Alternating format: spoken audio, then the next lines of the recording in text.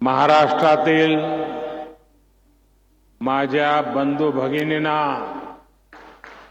जय श्री कृष्ण. उद्या श्रीकृष्ण जयंती आहे. मी तुम्हाला आजच शुभेच्छा देतो.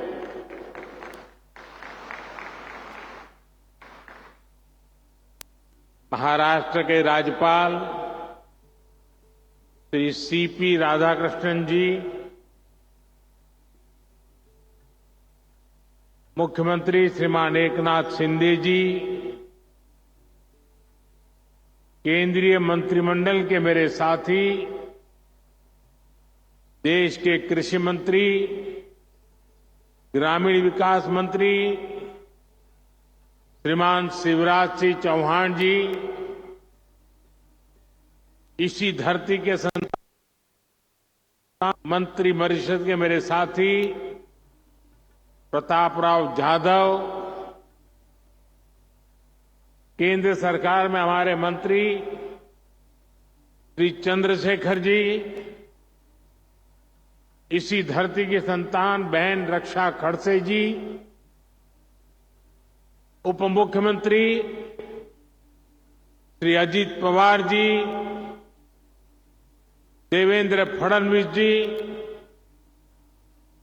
महाराष्ट्र सरकार के मंत्रीगण, सांसद और विधायकगण और विशाल संख्या में हमें आशीर्वाद देने के लिए आई हुई माताएं बहनें,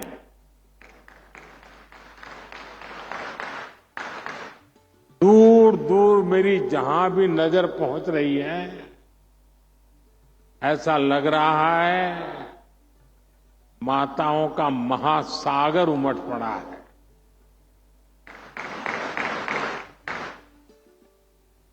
ये दृश्य अपने आप में सुकून देता है.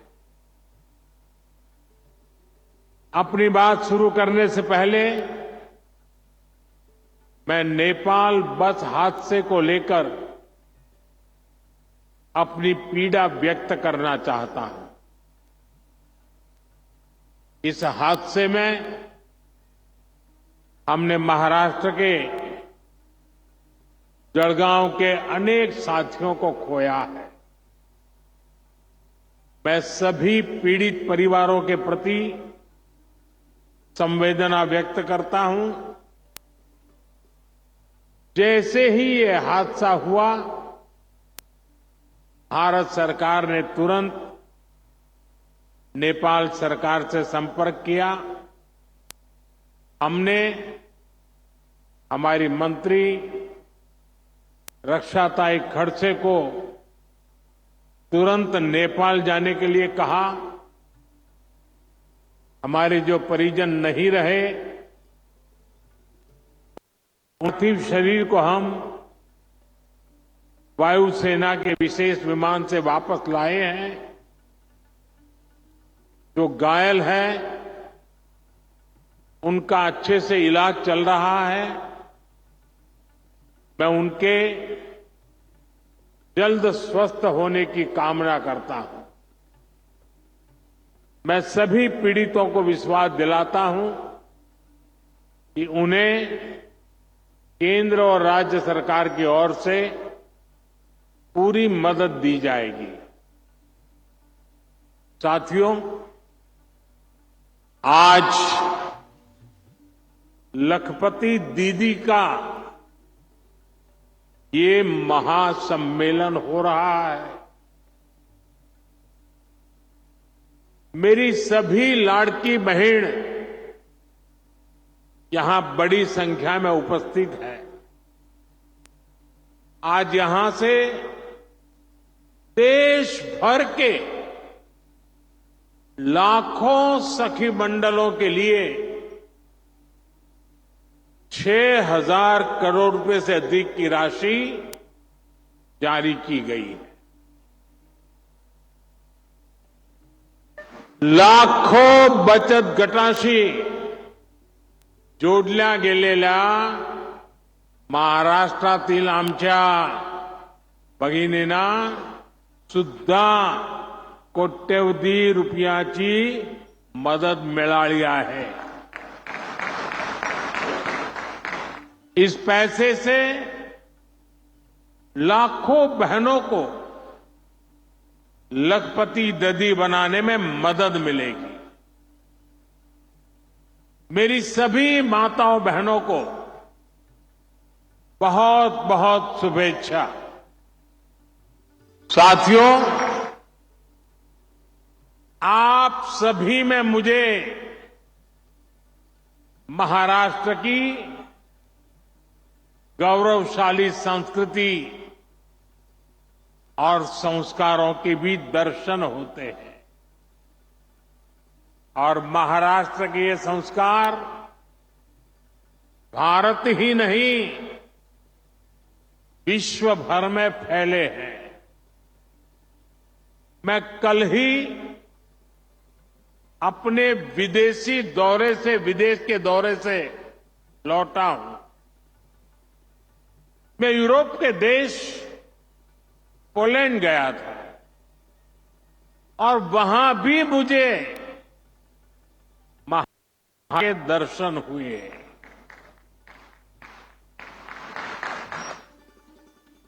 महाराष्ट्र की संस्कृति, यहां के संस्कारों के दर्शन हुए. पोलैंड के लोग महाराष्ट्र के लोगों का बहुत सम्मान करते हैं. यहां बैठकर के आप इसकी कल्पना नहीं कर सकते. वहां की राजधानी में एक कोल्हापुर मेमोरियल है. पोलैंड के लोगों ने ये मेमोरियल कोल्हापुर के लोगों की सेवा और सत्कार की भावना को सम्मान देने के लिए बनाया है. आप में से कुछ लोगों को पता होगा, दूसरे विश्व युद्ध के दौरान पोलैंड की हजारों माताओं और बच्चों को कोल्हापुर के राज परिवार ने शरण दी थी. छत्रपति शिवाजी महाराज के संस्कारों के अनुरूप राज परिवार ने, सामान्य लोगों ने शरणार्थी. जब वहां मैं महाराष्ट्र के लोगों के सेवा भाव, मानवता प्रेम की प्रशंसा सुन रहा था तो मेरा माथा गर्व से ऊंचा हो रहा था. हमें ऐसे ही महाराष्ट्र का विकास करके महाराष्ट्र का नाम पूरी दुनिया में और ऊंचा करते रहना है. साथियों, महाराष्ट्र के संस्कारों को यहां की वीर और धीर माताओं ने सृजित किया है. यहां की मातृशक्ति ने पूरे देश को प्रेरित किया है. आमचे जळगाव हे तर वारकरी परंपराचे तीर्थ आहे. महान संत मुक्ताईची ही भूमि आहे. उनकी साधना, उनका तप आज की पीढ़ी के लिए भी प्रेरणा है. बहिणाबाई की कविताएं आज भी समाज को रूढ़ियों से बाहर निकल सोचने के लिए मजबूर करती. महाराष्ट्र का कोई भी कोना हो, इतिहास का कोई भी कालखंड हो, मातृशक्ति का योगदान अप्रतिम रहा है। छत्रपति शिवाजी महाराज के जीवन को किसने दिशा दी? ये काम माता जिजाऊ ने किया। जब समाज में बेटियों की शिक्षा, बेटियों के कामकाज को महत्व नहीं दिया जाता था, तब सावित्रीबाई फूले आगे आई। यानी भारत की मातृशक्ति ने हमेशा समाज और राष्ट्र के भविष्य को बनाने में बहुत बड़ा योगदान दिया है। और आज जब हमारा देश विकसित बनने के लिए मेहनत कर रहा है, तो फिर से हमारी मातृशक्ति आगे आ रही है। मैं अपने सामने देख रहा हूं, महाराष्ट्र की आप सभी बहनें कितना अच्छा काम कर रही है। तुमच्या सगळ्यामध्ये मी राजमाता जिजाऊ आणि सावित्रीबाई फुलेची छाप पाहतो।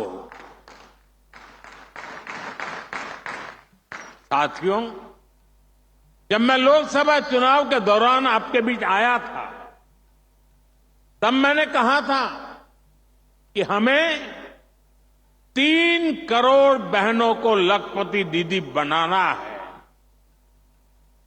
यानी 3 करोड़ ऐसी बहनें और जो सेल्फ हेल्प ग्रुप में काम करती है, जिनकी 1 साल की कमाई 1 लाख रुपए से अधिक होगी। बीते 10 वर्षों में 1 करोड़ लखपति दीदी बनी और बीते 2 महीने में, सिर्फ 2 महीने में 11 लाख और लखपति दीदी उसमें जुड़ गई, नई बन गई। यात सुद्धा 1 लाख नवीन लखपती दीदी या आपल्या महाराष्ट्रात तयार झाल्या आहेत। इसमें यहां की महायुति की सरकार ने भी बहुत मेहनत की है। एकनाथ जी, देवेंद्र जी और अजित दादा की पूरी टीम माताओं बहनों को सशक्त करने में जुटी हुई।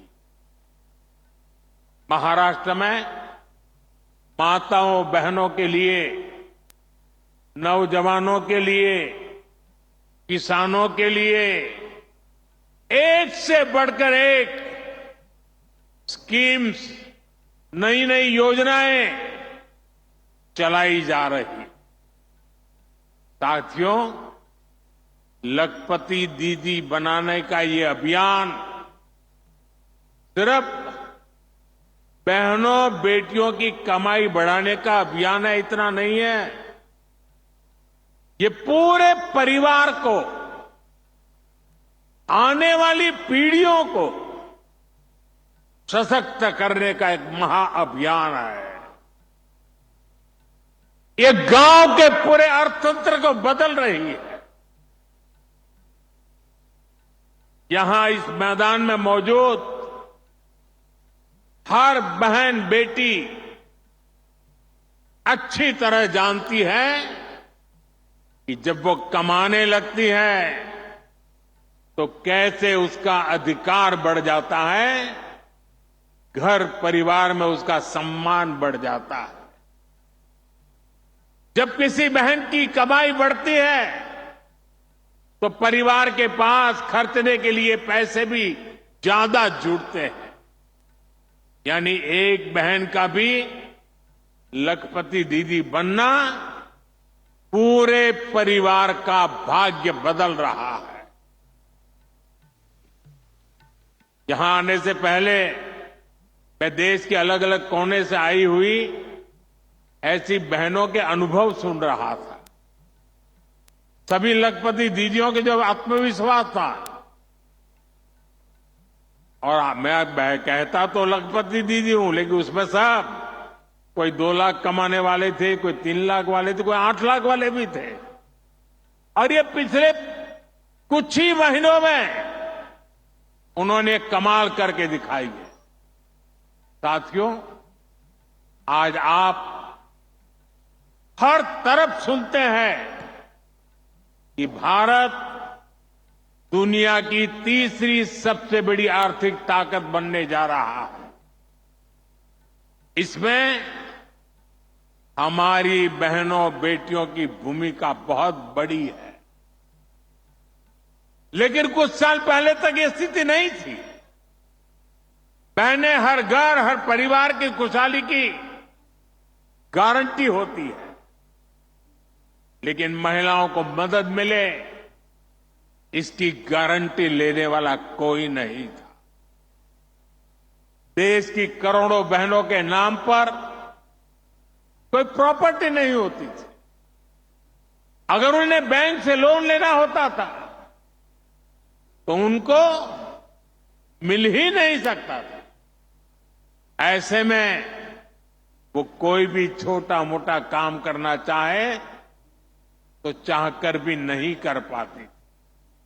और इसलिए आपके इस भाई ने, आपके बेटे ने एक संकल्प लिया।